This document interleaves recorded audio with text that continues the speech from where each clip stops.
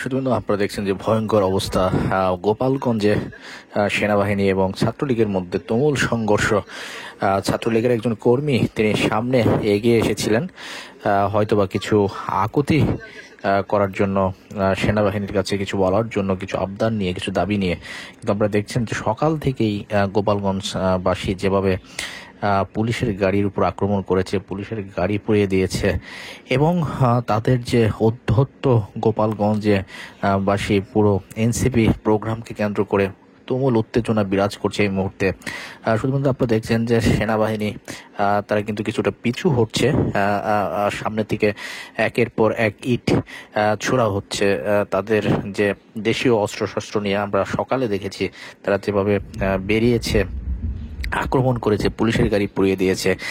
দেখছেন যৌথ বাহিনী কিন্তু আজকে মাঠে নেমেছে এবং সেনাবাহিনীর সাথে আপনারা দেখছেন যে সেনাবাহিনী কিছুটা পিছু হচ্ছে এবং অপর প্রান্তে আমরা দেখছি আওয়ামী লীগের যে গোপালগঞ্জের দুর্গ, সেটি কিন্তু তারা আবারও জানান দিচ্ছে যে গোপালগঞ্জবাসীকে কোনোভাবেই দমিয়ে রাখা যাবে না। সেটি কিন্তু তারা করার জন্য সর্বাত্মক চেষ্টা চালাচ্ছে এবং প্রমাণ করতে চাচ্ছে, হাসিনাকে দেখানোর চেষ্টা করছে গোপালগঞ্জ এখনো জেগে আছে। আপনারা দেখেছেন সকাল থেকে যেভাবে তারা চারিদিকে উত্তেজনা তৈরি করেছে অস্ত্রশস্ত্র নিয়ে আওয়ামী লীগ। আপনারা দেখেছেন এই মুহূর্তে হচ্ছে সেনাবাহিনী কিছুটা দৌড় দিয়ে ধাওয়া দিয়েছে আওয়ামী লীগের কর্মীদেরকে, ধাওয়া দিয়ে তারা পিছু হটাতে চেষ্টা করছে এবং একটি দেখলেন সাজোয়া যান পিছনে আসলেন এবং সেনাবাহিনী কিছুটা ডিফেন্সিভ ভূমিকা থেকে তারা কিছুটা আগ্রাসী ভূমিকার দিকে যাচ্ছে। তারা সামনের দিকে এগিয়ে যাচ্ছে। শুধুমাত্র দুইজন এখানে আওয়ামী লীগের দুইজন পুকুরে নেমেছে। তারা কিছুক্ষণ আগেও এখানে আক্রমণ করেছিলেন, সেনাবাহিনীর ধাওয়া খেয়ে তারা এই মুহূর্তে পানিতে হাবুডুবু খাচ্ছে। তারা সকাল থেকে যে উত্তেজনা তৈরি করেছে, পুলিশের গাড়ি পুড়িয়ে দিয়েছে, সেনাবাহিনীর উপর আক্রমণ করেছে, এই যে আওয়ামী লীগের তাদের যে অধ্যত্ত সেটি কিন্তু ক্রমশই দিন দিন বৃদ্ধি পাচ্ছে।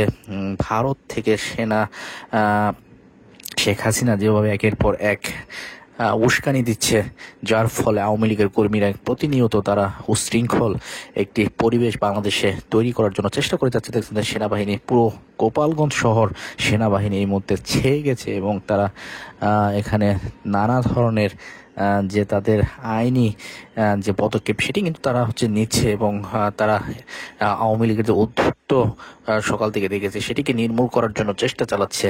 পুরো গোপালগঞ্জ শহর যেন ইতিমধ্যে আওয়ামী লীগের যে শক্তি সেটি কিন্তু প্রদর্শন করছে।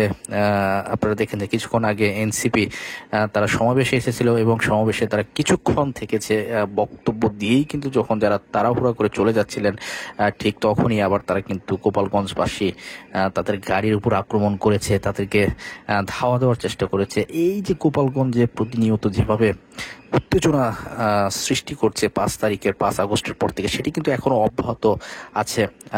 শুধুমাত্র দেখছেন যে এখনো সেনাবাহিনী তারা এখানে দাঁড়িয়ে আছে, তারাও এখান থেকে পদগুলিতে সেনাবাহিনী গাড়ি এই মুহূর্তে সামনের দিকে এগিয়ে যাচ্ছে। সামনে আওয়ামী লীগের যে গুন্ডা সন্ত্রাস তারা কিন্তু ইতিমধ্যে অবস্থান নিয়েছে। আমরা দেখছি যে সাজোয়া যান সামনের দিকে এগিয়ে যাওয়ার জন্য কিছুটা চেষ্টা চালাচ্ছে। দেখা যাচ্ছে শেষ পর্যন্ত এই সাজোয়া যান সামনের দিকে কি পদক্ষেপ নিতে পারে, সেটি দেখারই বিষয়।